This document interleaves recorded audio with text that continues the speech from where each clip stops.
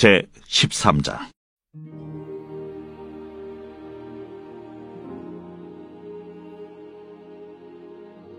여호와께서 모세와 아론에게 말씀하여 이르시되, 만일 사람이 그의 피부에 무엇이 돋거나 뾰루지가 나거나 색점이 생겨서 그의 피부에 나병 같은 것이 생기거든 그를 곧 제사장 아론에게나 그의 아들 중 한 제사장에게로 데리고 갈 것이요, 제사장은 그 피부의 병을 진찰할지니 환부의 털이 휘어졌고 환부가 피부보다 우묵하여졌으면 이는 나병의 환부라. 제사장이 그를 진찰하여 그를 부정하다 할 것이요, 피부에 색점이 희나 우묵하지 아니하고 그 털이 희지 아니하면 제사장은 그 환자를 이레 동안 가두어둘 것이며, 이레 만에 제사장이 그를 진찰할지니 그가 보기에 그 환부가 변하지 아니하고 병색이 피부에 퍼지지 아니하였으면 제사장이 그를 또 이레 동안을 가두어둘 것이며, 이레 만에 제사장이 또 진찰할지니 그 환부가 열버졌고 병색이 피부에 퍼지지 아니하였으면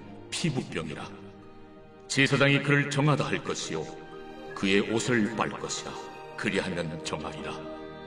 그러나 그가 정죄한지를 제사장에게 보인 후에 병이 피부에 퍼지면 제사장에게 다시 보일 것이요, 제사장은 진찰할지니 그 병이 피부에 퍼졌으면 그를 부정하다 할지니라. 이는 나병입니다. 사람에게 나병이 들었거든 그를 제사장에게로 데려갈 것이요, 제사장은 진찰할지니 피부에 흰점이 돋고 털이 휘어지고 거기 생살이 생겼으면 이는 그의 피부에 오랜 나병이라. 제사장이 부정하다 할 것이요, 그가 이미 부정하였은즉 가두어두지는 않을 것이며, 제사장이 보기에 나병이 그 피부에 크게 발생하였으되 그 환자의 머리부터 발끝까지 퍼졌으면 그가 진찰할 것이요, 나병이 과연 그의 전신에 퍼졌으면 그 환자를 정하다 할지니 다 희어진 자인즉 정하거니와, 아무 때든지 그에게 생살이 보이면 그는 부정한즉 제사장이 생살을 진찰하고 그를 부정하다 할지니 그 생살은 부정한 것인즉 이는 나병이며, 그 생살이 변하여 다시 희어지면 제사장에게로 갈 것이고, 제사장은 그를 진찰하여서 그 환부가 희어졌으면 환자를 정하다 할지니 그는 정하니라. 피부에 종기가 생겼다가 나았고 그 종초에 흰점이 돋거나 희고 붉으스름한 색점이 생겼으면 제사장에게 보일 것이요, 그는 진찰하여 피부보다 얕고 그 털이 희면 그를 부정하다 할지니 이는 종기로 된 나병의 환부임이니라. 그러나 제사장이 진찰하여 거기 흰 털이 없고 피부보다 얕지 아니하고 빛이 엷으면 제사장은 그를 이레 동안 가두어둘 것이며, 그 병이 크게 피부에 퍼졌으면 제사장은 그를 부정하다 할지니 이는 환부임이니라.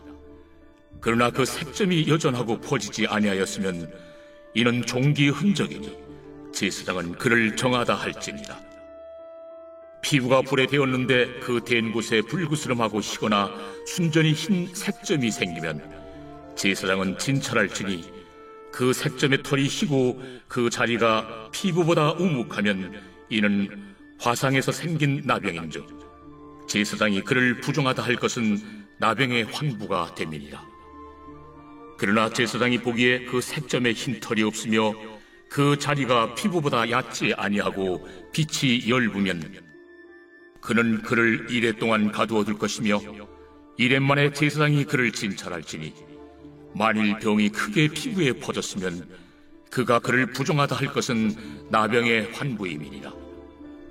만일 색점이 여전하여 피부에 퍼지지 아니하고 빛이 엷으면 화상으로 부은 것이니 제사장이 그를 정하다 할 것은 이는 화상의 흔적임이니라.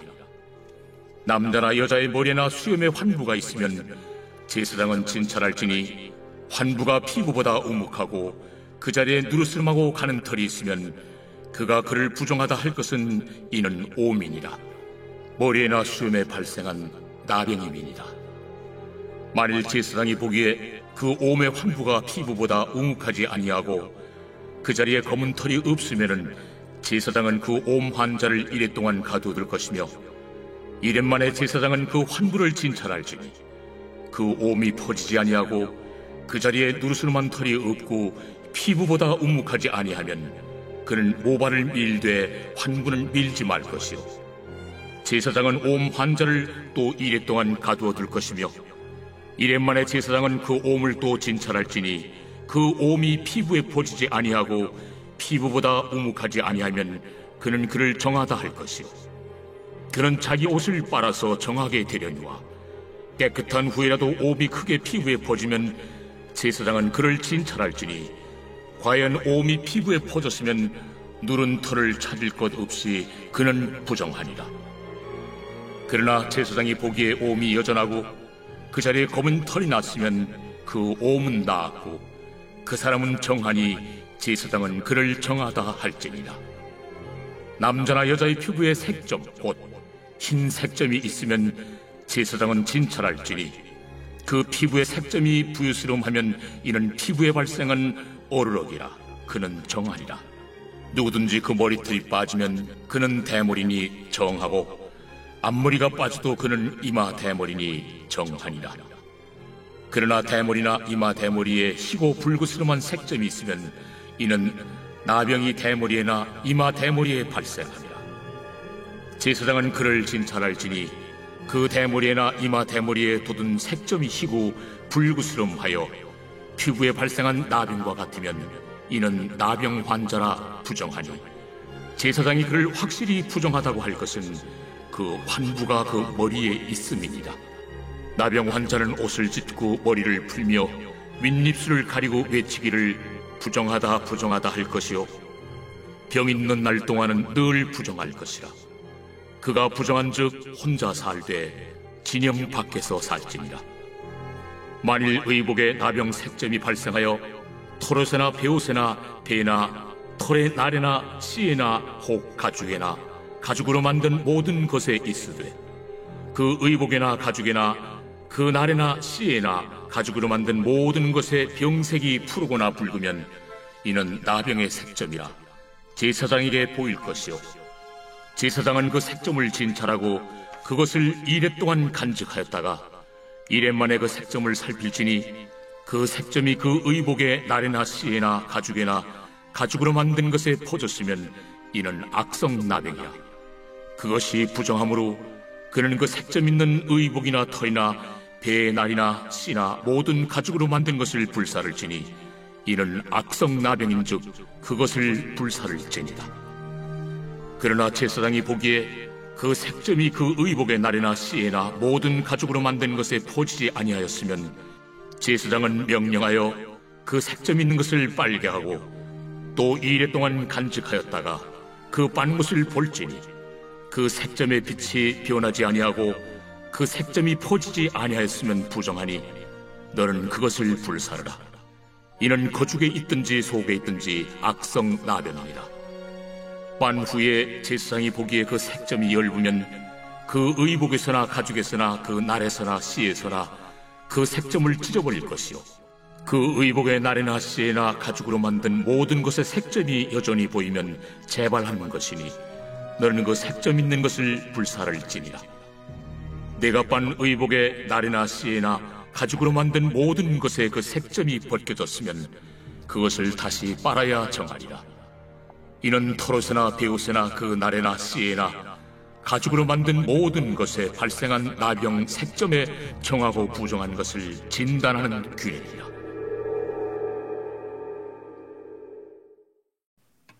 오늘도 이 새벽에 주님의 보좌 앞으로 나오신 성도님들에게 하나님의 은혜와 평강이 함께 하시기를 축원드립니다. 오늘 레위기 13장 말씀 함께 살펴보겠습니다. 레위기의 핵심 주제는 충만이라고 말씀드렸습니다. 애굽에서 400년 동안 이스라엘 백성들이 번성하였고 그 번성한 이스라엘 백성들 가운데 무엇을 채울 것인가, 어떻게 충만케 할 것인가, 그것이 바로 예배입니다. 이렇게 예배로 충만케 되어진 이스라엘 백성들은 가나안 땅을 향하여 전진하게 되고 그 땅을 정복하고 다스리는 자들이 되는 것이죠. 그래서 이 예배는 단순히 한 시간 드리는 예배가 아니고 하나님과 친밀한 관계, 교제, 사귐 속에서 하나님의 가치관을 받아들이고 그 예배를 통한 하나님의 기준들이 삶의 기준이 되어서 삶을 정돈하고 또 삶을 하나님의 말씀으로 다스리는 연습을 하는 것이 바로 예배라 할 수 있겠습니다. 이 예배는 수직적인 하나님과의 관계의 예배이며 수평적인 우리 이웃들과의 관계를 또한 포함하는 예배임을 우리는 계속해서 반복적으로 듣고 있지요. 이 예배는 반드시 삶을 기반으로 해야 합니다. 구약 이스라엘 백성들은 정결한 자만이 예배에 참여할 수 있었습니다. 반대로 정결하지 못한 자는 예배에 참석하지 못하는 것이죠. 내가 예배에 참여하길 원한다면 반드시 일주일 동안 정결한 삶을 살아야만 예배에 참여할 수 있습니다. 그래서 늘 일주일의 삶에 이것이 하나님이 원하시는 것인지 원하지 않는 것인지 분별하는 삶을 살아야 하는 것이죠. 이것은 구원받은 우리들 역시 동일합니다. 우리의 삶이 산 제사로 드려야 되고 하나님이 기뻐하시고 온전하시고 선하신 뜻이 무엇인지 늘 분별하는 삶을 살아야 하는 것이죠. 그래서 우리는 삶의 예배가 얼마나 중요한지 우리는 잘 알고 있습니다. 구약에서부터 이 삶의 예배가 기반이 되어야 된다는 것을 레위기에서는 아주 길게 강조를 하고 있습니다. 구체적으로 삶의 예배를 설명하고 있는데요. 첫 번째로 언급된 것이 먹는 문제였습니다. 가장 우리와 밀접한 관계에 있는 것이죠. 그래서 정결한 음식만 먹을 수 있습니다. 부정한 음식은 먹지 못하게 되는 것이죠.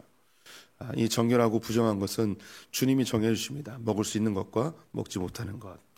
고대 사회에서는 불의 화력이 약하였고 또 위생 관리가 잘 되지 않아서 자칫 잘못 먹으면 생명이 위독할 뿐만 아니라 이것이 주변의 전염병으로도 퍼질 수 있기 때문에 이 먹는 문제를 주님이 굉장히 신중하게 다루시는 것을 보게 됩니다. 두 번째는 산모에 대한 것입니다. 또 아기와도 관련돼 있죠. 남자아이를 낳았을 때는 40일 동안 부정하고 여자아이를 낳았을 때는 80일 동안 부정하였습니다. 이 부정의 기간이 다 지나고 나서야 하나님께 예배할 수 있는데요. 아이를 낳은 것 자체가 부정하다라고 말하기는 쉽지 않습니다. 이것은 우리를 위한 우리에 대한 배려라고 제가 강조해서 말씀드렸습니다.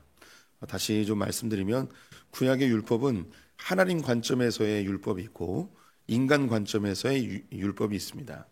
우리를 만드신 하나님이 우리의 본성, 우리의 욕망, 우리의 필요들을 잘 아시기 때문에 우리에게 우리를 위하여 규례를 정해 주시는 것이 있죠. 대표적인 게 안식일입니다. 그래서 예수님께서 안식일을 위하여 사람이 있는 것이 아니고 사람을 위하여 안식일이 있다고 규정해 주시죠. 예수님 당시에 바리새인들과 종교 지도자들은 안식일을 잘 지키기 위해서 살았는데 이것이 사람들에게 짐이 되었습니다. 안식일을 우리에게 주신 것은 우리를 위한 것이라고 말씀해 주시죠. 그래서 율법은 하나님 관점에서의 율법이 있고 인간을 위한, 인간을 배려한 율법들이 있습니다. 산모에 대한 율법은 온전히 우리를 위한, 우리를 배려한 율법이라 할 수 있겠습니다. 이 기간 동안 충분히 산모들이 회복하고 또 보호받을 수 있게끔 이 구약 시대에 하나님 배려해 주신 것이죠. 이런데 이 산모들이 예배를 드리지 못하게 됩니다.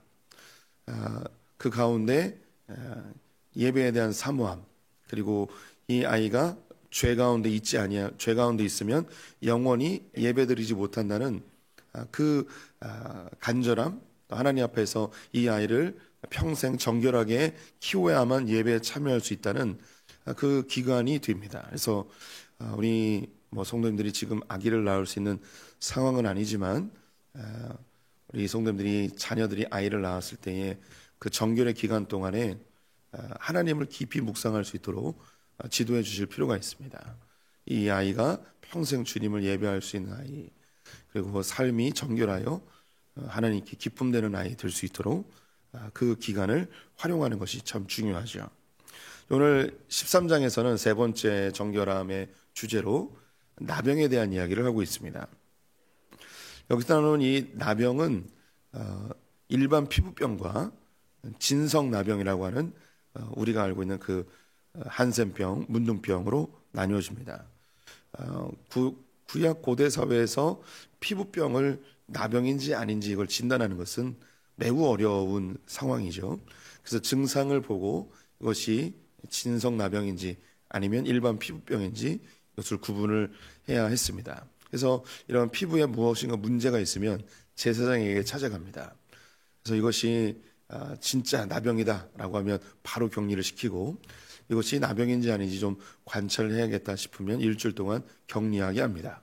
그리고 다시 이것이 몸에 퍼졌는지 아니면 그대로 있는지 혹은 사라졌는지 이것을 진단을 하죠. 또 애매하다 싶으면 일주일을 더 연장하여서 살펴보도록 하고 있습니다. 오늘 본문에는 8가지의 피부 증상이 언급이 되어 있는데요. 간단하게 좀 읽어드리면 3절에 제사장은 그 피부의 병을 진찰할지니 환부의 털이 희어졌고 환부가 피부보다 우묵하여졌으면 이라고 되어 있습니다. 우리 몸에 있는 털이 하얘진 경우, 그리고 피부가 우묵하게 파인 경우, 이것을 초기에 나병의 증상으로 보는 거죠. 그래서 피부에 이런 변화가 있으면 일단 제사장에게 가게 됩니다. 10절 말씀을 보면 제사장은 진찰할지니 피부에 흰 점이 돋고 털이 희어지고 거기에 생살이 생겼으면, 두 번째 증상은 흰 점이 몸에 생긴 겁니다. 털도 하얘지고 거기에 생살이 생겼으면 이게 또 나병의 증상일 수 있어서 살펴보라고 하는 거죠. 세 번째 증상이 18절에 있습니다. 피부에 종기가 생겼다가 나았고 라고 되어 있습니다. 종기가 생겼으면 이것도 한번 제사장에게 찾아가서 진단을 받아야 되는 거고요. 24절에 피부에 불에 되었는데 그 된 곳에 불그스름하고 희거나 순전히 흰 점이 생기면, 화상을 입었을 때에 그곳에 피부에 문제가 생겼으면 제사장에게 찾아가야 됩니다. 29절에 남자나 여자의 머리에나 수염에 환부가 있으면, 머리카락이나 털이 있는 곳에 환부가 생겼을 때에도 찾아가야 되고요. 33절에 보면 남자나 여자의 피부에 색점 곧 흰 점이 생기면, 피부에 흰 점이 생겼을 때 혹은 다른 색의 점이 생겼을 때, 붉은 점이나 이런 것이 생겼을 때에 찾아가야 됩니다. 40절에 누구든지 그 머리털이 빠지면 그는 대머리니 정하고, 머리털이 빠졌을 때 이것이 그냥 빠진 건지 문둥병 때문에 빠진 건지 이걸 확인하러 가야 했습니다. 마지막으로 의복이나 가죽에 곰팡이균이 발견됐을 때 이것도 점검해 봐야 됩니다. 47절에 만일 의복에 나병 색점이 발생하여 털옷이나 베옷이나, 또 48절에 가죽으로 만든 모든 것에 있으면, 이렇게 일상생활에 곰팡이균처럼 나병균이 발생하게 되면 반드시 제사장에게 가서 그것이 진성나병인지 일반 피부병인지 관찰하도록 하였습니다. 지금은 이 나병은 이제 BCG라는 그런 어린아이 때 이 예방 주사를 맞음으로 거의 대부분 이제 정복이 되었습니다. 우리나라에 통계적으로 한 15,000명 정도의 나병 환자가 있다고 합니다. 전국적으로 8군데에서 집중적으로 관리한다고 하네요. 그리고 국가 질환이기 때문에 전액 나라에서 다 지원해주는 질병입니다. 지금 우리가 일상에서 나병 환자를 발견하기가 쉽진 않죠. 하지만 얼마 전까지만 하더라도 이 나병 환자들이 우리 일상의 삶에 존재했음을 알고 있습니다. 인천에 나병 환자촌이 있었어요. 우리 성도님들 다 아시겠지만 인천 공원묘지 뒤편에 나병 환자촌이 있습니다. 거기에 이제 인광교회라고 우리 노예 교회가 있는데, 그 교회가 나병 환자촌에서 나병 환자들을 중심으로 이렇게 형성되어진 교회입니다. 지금도 아직 흉터가 남아 있는 분들이 계시죠. 근데 그분들은 나병을 소유했던 분들이 아니고 이걸 극복하고 사회에 참여하신 분들이죠. 여전히 병이 있는 분들은 다른 격리 기관에서 돌봄을 받았던 것이죠. 또 저 부평에 가면 또 우리 노회에 이제 천농교회라고 있습니다. 여기도 나병 환자들이 모여서 예배를 드렸던 그런 곳이죠. 한국 교회가 이런 소외된 분들 또 병약한 분들을 위해서 섬겨왔던 증거이기도 합니다. 이런 것들이 이제 지금은 우리의 주변에 없지만 고대 사회에는 이게 한번 퍼지면 마을 전체가 혹은 그 부족 전체가 엄청난 고통을 당하게 되는 그런 질병이었기 때문에 초기에 피부에 이상이 있으면 이것을 관찰하고 또 격리하는 삶을 요구하고 있습니다. 이것이 이제 예배를 위한 전제 조건이죠. 함께 모여서 예배하는데 이런 피부병 환자가 오게 되면 함께 모인 자들이 다 전염이 될 수 있는 위험성이 있어서 이것을 원천적으로 방지하는 그런 규례로 만들어 주었습니다. 나병의 확진이 되어지면 진영 밖에서 살아야 됩니다. 홀로 지내야 됐고요. 그리고 타액으로 전염될 수 있기 때문에 입을 가리고 부정하다라고 소리를 쳐야 했습니다. 가까이 오지 못하게 하는 것이죠. 이 모습은 예수님 당시에도 있었습니다. 예수님 당시에 많은 나병 환자들이 예수님에게 치료를 받기를 원했죠. 나병은 이스라엘 사람들도 하나님이 내리신 천벌이라고 생각했습니다. 그래서 이 나병을 히브리어로 차라트라고 읽는데요. 이 차라트라는 이 단어가 때려 눕히다라는 뜻입니다. 하나님께서 때려 눕힌 병, 하나님이 징계하신 병, 이런 개념을 가지고 있는 것이죠. 우리가 지금 이 본문을 읽으면서 이것을 어떻게 예배와 연결시킬 수 있을까? 이 나병은 하나님이 내리신 벌, 그래서 이 나병이 우리 안에 아주 그 누룩처럼 번질 수 있는 죄성과 긴밀하게 연관하여서 많이 설명을 들으셨을 것입니다.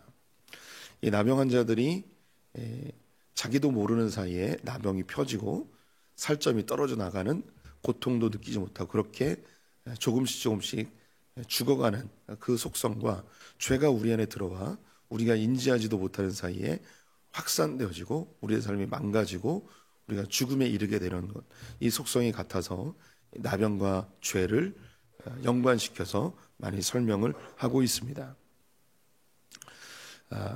예수님이 사역하실 때 한 번은 10명의 나병 환자들이 예수님에게 찾아왔습니다. 다윗의 자손 예수여 우리를 불쌍히 여기소서라고 하며 자기들이 낳기를 요구하였죠. 이때 예수님께서 너희들이 제사장에 가서 너의 나은 몸을 보여라 라고 명령하십니다. 아직 몸이 나았지 않았지만 그들은 그 말씀에 순종하여서 제사장에게로 가고 있었습니다. 가는 도중에 몸이 깨끗하여졌죠. 그것을 알게 되었고 그 중에 한 명만이 제사장에게 가지 않고 바로 예수님에게 돌아와서 예수님께 감사의 고백을 합니다. 다른 9은 어디 갔느냐라고 이야기하시며 네 믿음이 너를 구원하였다라고 이야기하시죠. 이 나병과 죄를 연관하여 생각할 때에 나병 환자들이 하나님께 예수 그리스도께 나음을 입었습니다. 우리는 죄 가운데 살았고 우리가 죄인지도 모르며 그렇게 신음하며 살아가던 우리 인생 가운데 예수님이 찾아오셔서 우리를 구원해 주셨습니다. 마치 나병을 치료해 주신 것과 동일한 것이죠. 이때 우리가 보여야 될 반응, 우리가 하나님께 예배할 때 갖춰야 될 가장 중요한 자세, 그것은 바로 감사의 마음입니다. 나 같은 죄인을 살리신 주님의 은혜에 그 반응으로서의 예배여야 하는 것이죠. 우리 성도님들이 이 예배를 하나님을 조종하고 이용하는 예배로 전락시키셔서는 절대 안 됩니다. 하나님을 우상으로 만들어버리면 안 되는 것이죠.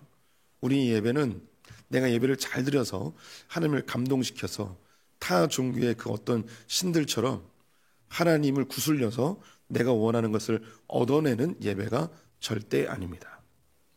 우리 예배는 구원받은 자들이 그 하나님에 대한 감사의 반응으로 하나님께 함께 모여 주님의 이름을 높이는 영광스럽게 하는 예배인 것이죠.